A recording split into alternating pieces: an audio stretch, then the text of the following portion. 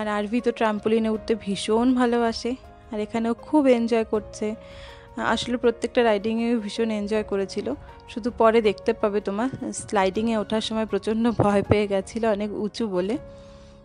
আর এখানেও প্রথমে অনেক বাচ্চা ছিল, তারপর ওরা ধীরে ধীরে নেমে যাওয়ার পর ওকে আমি তুলে দিই। তারপরে ওরা নেমে গেছিলো বলে ও মানে করতে আরাম পাচ্ছিল।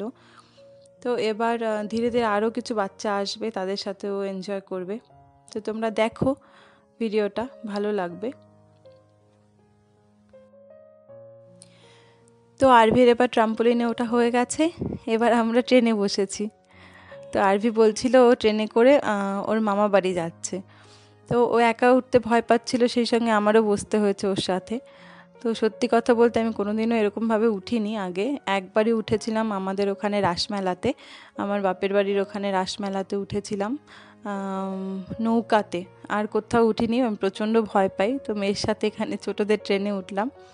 তো ওখান থেকেও এসে এই তো স্লাইডিংয়ে উঠে গেছে, কিছুতেই উঠতে পারছিল না, ভীষণ ভয় পাচ্ছিল। সবথেকে বড় কথা স্ল্যাক্স পরা ছিল, তো সেটা দিয়ে ওর স্লিপ করছিল বলে প্রচণ্ড ভয় পাচ্ছিল। এমনিতে তো ভয় পায় না, তোমরা এর আগের ভিডিওতেও দেখেছো যখন সোসাইটিতে হয়েছিল 25 মনে হয় 25 ডিসেম্বরে। তো আমাদের এখানে তো এরকম আসতেই থাকে, তো সেখানেও দিব্যি উঠে স্লাইডও করছিল, বাট এখানে কিছুতেই পারছিল না। তো শেষ অবধি উঠেছে, একবার স্লাইড করেছে। তো দেখো তোমরা।